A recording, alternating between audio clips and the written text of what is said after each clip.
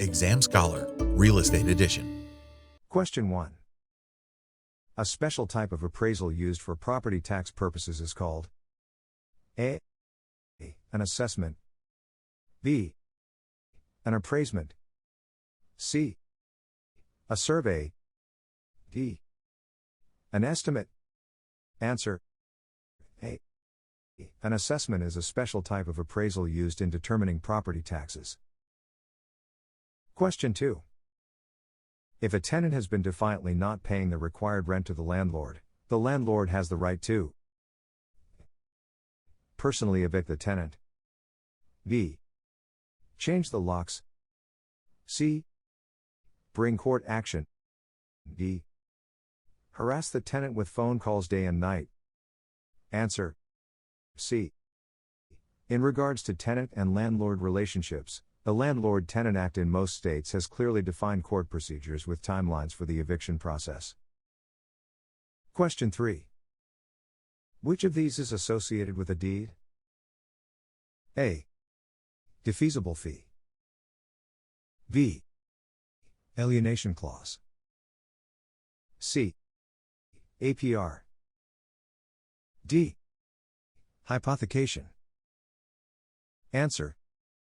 A. A defeasible/indefeasible fee is associated with a deed. The other listed choices are associated with a mortgage. Question 4. What does the term alienation mean? A. Recording of judgment. B. Prescribing of a lien. C. Transfer of title. D. Exclusion of passage. Answer. C. The term alienation means transfer of title. Question 5. The power of attorney means A. A broker is an attorney at law. B.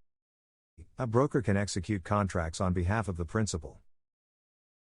C. A broker is able to sue in court. D. None of these. Answer. B. Of the answers provided, the power of attorney grants the broker the power to execute certain actions on behalf of a principal. Question 6. Although an agent working under a broker is an independent contractor, the broker is still responsible for A. Making sure the agent completes tasks on time. B. The legal licensing and ethical activities of the agent. C. Providing a safe and hospitable work environment. D. The assignment of tasks and duties of the brokerage. Answer. B.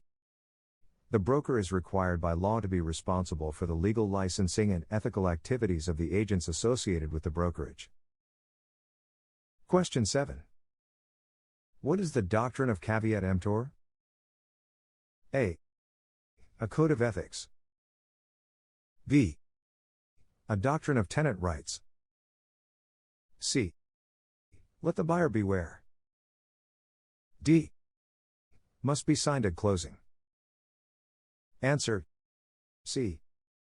Caveat emptor is a Latin phrase meaning let the buyer beware. Essentially, it proclaims that the buyer must perform their due diligence when purchasing an item or service. Question 8. Mark, the seller, did not disclose the special assessment that will be due to the new owner in the near future after the sale is made, even though Mark knew of this development beforehand. In this case, Mark A. has done nothing wrong. It is only the agent that is bound by disclosure. B. has committed fraud. C. has been unethical but not illegal. D. none of these. Answer. B. Both agents and sellers have the commitment to disclose any and all pertinent facts about a property. Question 9. If a broker shows a home to a potential buyer and they wish to make an offer on it, what legal responsibility does the broker owe the customer? A. Honest and fair treatment. B. Fiduciary duty. C.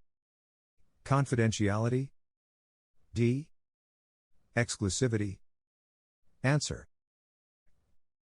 Because the potential buyer is a customer of the broker, the only obligation the broker has is to treat them fairly and honestly.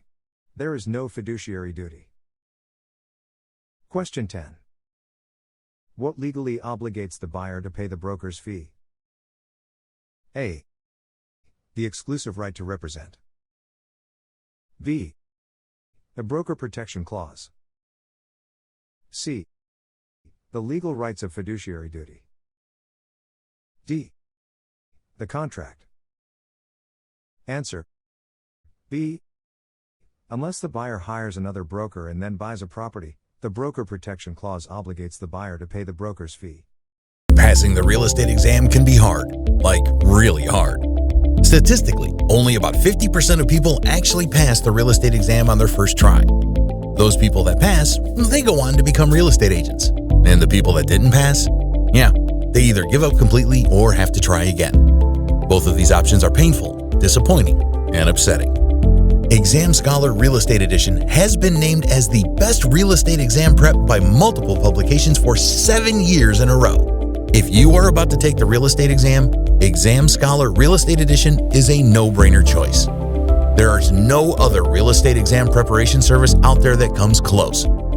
To enjoy the longest membership time, lowest cost, real estate videos, audios, articles, flashcards, vocabulary, exam tips and tricks, a 1-year no questions asked refund policy, and be one of the 35,000 people that it has helped pass the real estate exam, then sign up in less than 5 minutes at www.realestateexamscholar.com. Question 1. An arrangement made to repay delinquent installments or advances is called A. Repayment plan. B. Settlement plan. C. Debt installment notice. D. Debt division plan. Answer. An arrangement made to repay delinquent installments or advances is simply called a repayment plan. Question 2. The amount of principal that has not yet been repaid is called A. The balance. B. The remaining balance. C. The outstanding note. D. The loan remaining. Answer. B. The remaining balance is the amount of principal that the lendee has not paid yet. Question 3. The process of paying off one loan with the proceeds from a new loan using the same property as security is called A. Refinance transaction. B. Resettlement transaction. C. Redouble transaction. D. Loophole transaction. Answer. A. This type of process is known as a refinance transaction. Question 4. This type of deed transfers without warranty whatever interest or title a grantor may have at the time the conveyance is made. A. Quitclaim deed. B. Warranty deed. C. Trust deed. D. Special warranty deed. Answer. A quitclaim deed transfers without warranty whatever interest or title a grantor may have at the time the conveyance is made. Usually used by family members, divorcing spouses, and people well acquainted with each other. Question 5. The payment change date is A. The date when a new monthly payment amount takes effect on an adjustable rate mortgage or graduated payment mortgage. B. The date when a new monthly payment amount takes effect on an fixed rate mortgage or graduated payment mortgage. C. The date when a new monthly payment amount takes effect on an adjustable rate mortgage or balloon payment mortgage. D. The date when a new monthly payment amount takes effect on an fixed rate mortgage or balloon payment mortgage. Answer. A. The date when a new monthly payment amount takes effect on an adjustable rate mortgage or graduated payment mortgage is called the payment change date. Question 6. What is the definition of a note in terms of real estate? A. A legal document requiring a borrower to repay a mortgage loan at a stated interest rate during a specified period of time. B. A legal document requiring a signature by both buyers and sellers that allows for the transfer of real property. C. A legal document requiring a borrower to repay a portion of a mortgage loan at a stated time in a lump sum. D. None of these. Answer. A. A note in terms of real estate is a legal document requiring a borrower to repay a mortgage loan at a stated interest rate during a specified period of time. Question 7. The interest rate banks charge to their preferred customers is called A. The prime rate. B. The preferred rate. C. The priority rate. D. The graduated rate. Answer. A. The prime rate is the rate the banks charge their preferred customers for loans. Question 8. This is given by a commercial bank or other financial institution for a certain time and certain amount. A. Line of credit. B. Mortgage. C. Note. D. Bank account. Answer. A. A bank or other financial institution gives out a line of credit for a certain time period and for a certain amount. Question 9. This limits the amount the interest rate can increase or decrease over the life of the mortgage. A. A life cap. B. An interest limit. C. A mortgage cap. D. A fixed cap. Answer. A. A life cap limits the amount of change the interest rate can fluctuate over the life of a mortgage. Question 10. This is a type of ownership where individuals actually own the building or unit they live, but common areas are owned jointly with the other members of the development or association. A. Condominium. B. Planned unit development. C. Planned condominium development. D. Apartment conversion development. Answer. B. In a planned unit development, the individuals actually own the building or unit they live in, but the common areas are owned jointly with the other members of the development or association. Question 1. Which lien has the lowest priority for collection? A. Special assessments. B. Property taxes. C. Mortgages. D. Unsecured court order. Answer. D. An unsecured court order would have the lowest priority of the listed answers. Property taxes, special assessments, and mortgages generally have priority. Question 2. In a case in which the seller refuses to pay the broker a commission and the broker does not sue the seller, what can a sales agent do to receive the commission due to him/her? A. Sue the seller. B. Sue the broker. C. Place a lien on the property. D. Sue for specific performance. Answer. B. The only real recourse that a sales agent would have in this situation is to sue the broker for the commission. Only a broker can sue the seller/principal. Question 3. If Mike, an attorney, sends Misha, the sales agent, a crisp $100 bill in an envelope to her office in return for referring her client to him, under the rules of RESPA this would be A. Legal. B. Illegal. C. Shady business practices because the money should not be cash. D. None of these. Answer. B. Under the rules of RESPA, this type of action would be illegal because it is considered a kickback.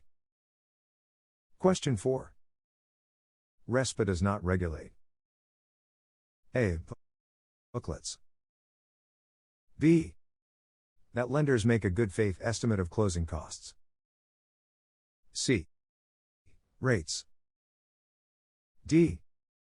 That the HUD-1 uniform settlement statement be used. Answer. C. Res but does not include anything about rates. Question 5.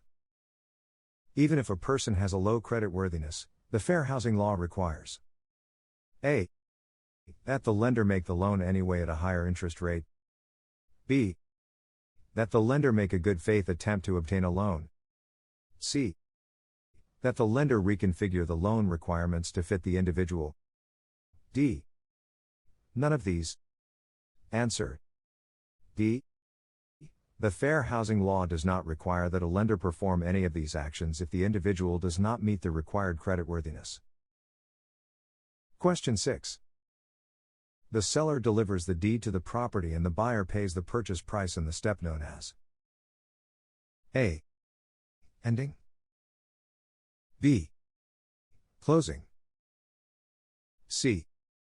Final. D. Deadline. Answer. B. The transfer of title and settlement of accounts is called the closing. Question 7. Depreciated value is considered in which approach? A. Cost. B. Sales comparison. C. Income. D. Gross rent multiplier. Answer. A. The cost approach considers depreciated value, which is estimated. Question 8. James was able to have his building permit issued without issue even though there was this violated restriction. A. Deed. B. Zoning. C. Building code. D. Setback. Answer. A. A deed restriction is not enforced by local building authorities and are non-governmental. They are issued by the previous owner of the property and can be enforced through neighbors' lawsuits. Question 9. If a real estate agency relationship is to be enforceable, which of these needs to happen? A. Be authorized by a written agreement. B. The agent must be a valid licensee. C. The principal must have the power to do what is being assigned. D. All of these. Answer. D. In order for the real estate agency relationship to be enforceable, all of these criteria must be met, and in some cases more than these. Question 10. If a homeowner wishes to receive monthly checks or a lump sum based on the equity in their home that does not have to be paid back until either the property is sold or the owner dies, they would need to obtain A. A circular mortgage. B. Comprehensive mortgage. C. Reverse mortgage. D. Applied reverse mortgage. Answer. C. This type of tapping of equity in a home is called a reverse mortgage. Question 1. In portfolio risk management, a lender considers A. Diversification. B. Liquidity. C. Reserves. D. All of the above. Answer. D. In portfolio risk management, a lender determines what type of loans to have in his portfolio. Factors are: how quickly can I sell these loans? What are my reserves? How diversified are these loans? Are they all business? Are they all residential? Are they a mixture of business and residential? Question 2. You sell a note with a face value of $12,000 for $10,000. You are A. Discounting the note. B. Amortizing the note. C. Committing an act requiring a real estate license. D. Committing fraud. Answer. A. Anytime you sign a note or sell a note and the amount you receive is less than the account stated on the face of the note, you are discounting the note. Question 3. An able buyer means one is A. Financially able. B. Having the ability to obtain the necessary funds to purchase real property. C. Having the ability to obtain necessary financing. D. Any of the above. Answer. D. Any of these would indicate an able buyer. Question 4. The right to foreclose a trust deed, under a trustee's power of sale, outlaws. A. In 4 years. B. In 3 years. C. In 2 years. D. Never. Answer. D. A trust deed is not a contract, but rather a conveyance of the naked legal title with the power of sale from the trustor to the trustee. Therefore, the trustee retains the right to sell the property under the trust deed at any time for the benefit of the beneficiary. The conveyance has been performed and thus is not under the statute of limitations, therefore, it never outlaws. Question 5. Broker Styles took a listing from a seller using the standard listing form. 1 week before the listing expired, the broker informed the seller that he had a prospective buyer named Bennett. After the listing expired, the seller listed with broker Johnson. Johnson showed the property to Mr. Bennett and obtained an offer that was accepted. Under these circumstances, A. Broker Styles gets a 6% commission. B. Broker Johnson gets a 6% commission. C. Both brokers get a 6% commission. D. Broker Styles gets a 3% commission and Broker Johnson gets a 3% commission. Answer. B.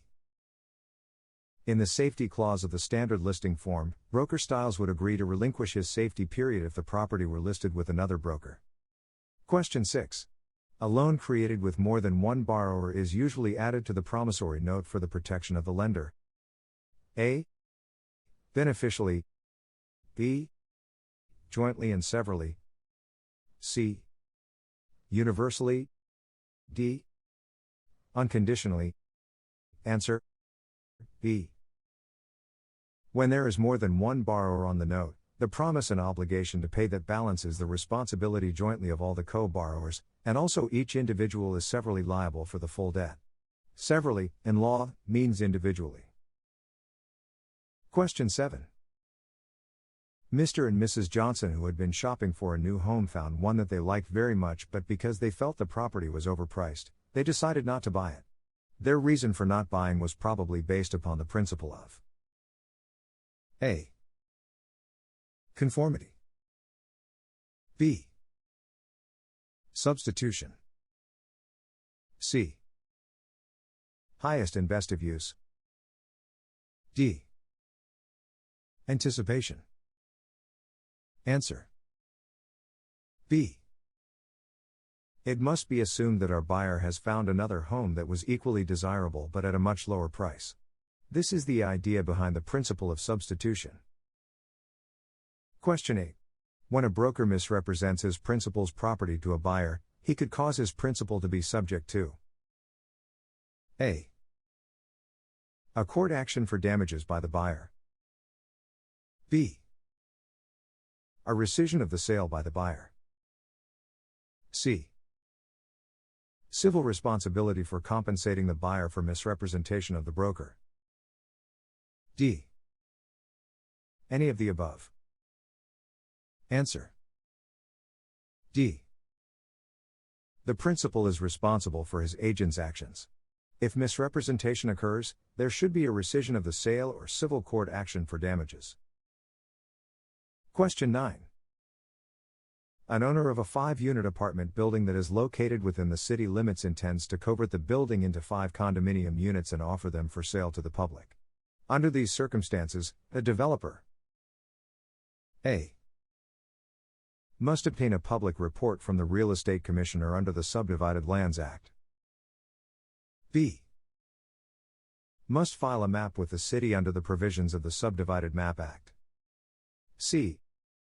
Is exempt from the Subdivided Lands Act and the Subdivision Map Act. D.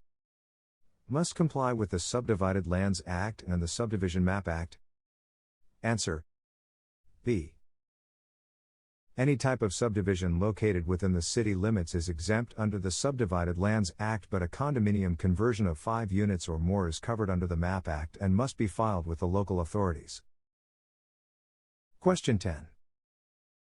After acquired title is conveyed in any trust deed for the benefit of the beneficiary, it conveys A. Personal property later affixed to the real property so as to become real property. B. Improvement built on the land after title is acquired. C. Additional land acquired afterward by the truster.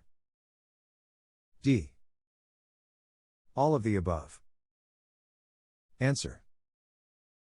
D. After acquired title refers to title to fixtures or other real property items that become part of the land that is securing the existing trust deed. If a lot serving as security for a loan made 10 years ago has land affixed to it, that land becomes encumbered with the lien made 10 years ago. If additional improvements, such as a swimming pool, added bedroom or new landscaping are added to the real property, they to become encumbered with a trust deed lien made 10 years ago. Question 1. Which of the following real estate syndicates requires 100 or more investors? A. Limited partnership. B. Joint venture. C. Corporation. D. Real estate investment trust. Answer. D.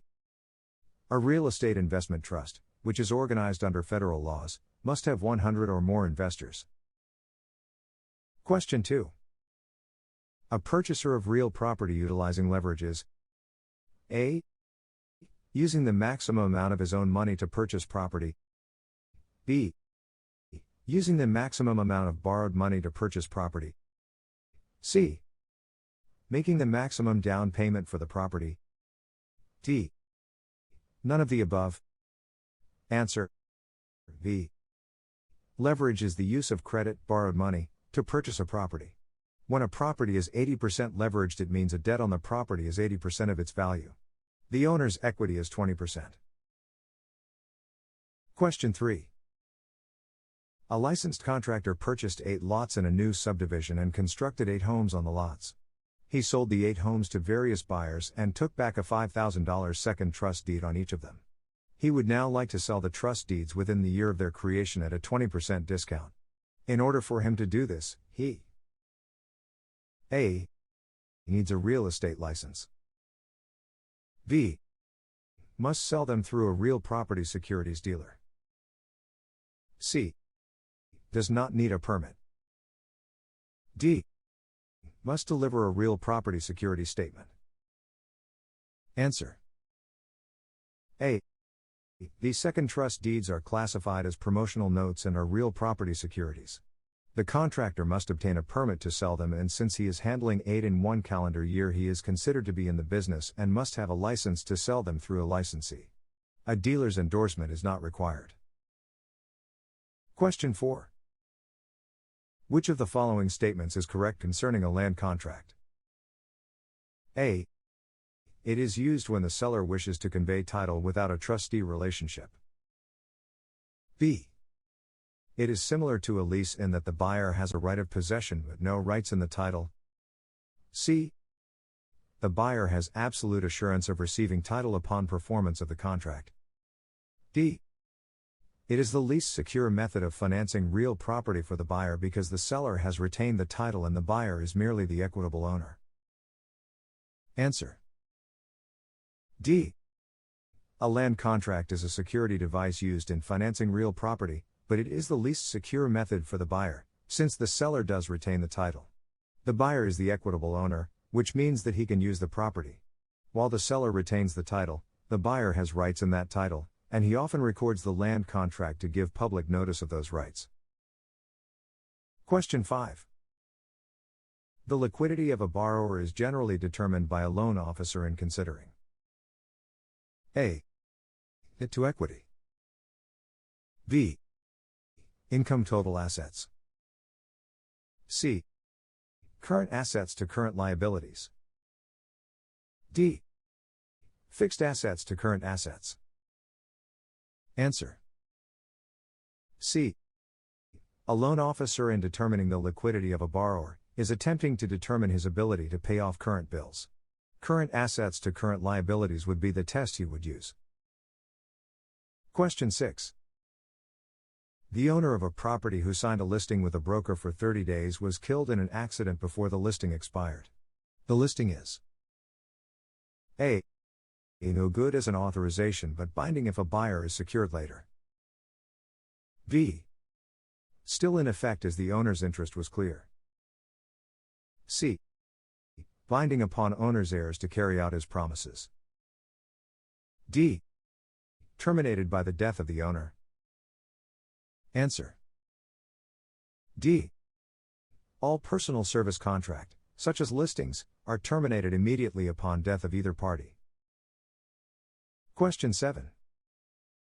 Which of the following would usually be considered real property? A. Timber. B. Airspace above the land. C. Unharvested crops already contracted for. D. Landfilled dirt being moved. Answer. B. Of the choices given, airspace above the land is considered real property. Question 8.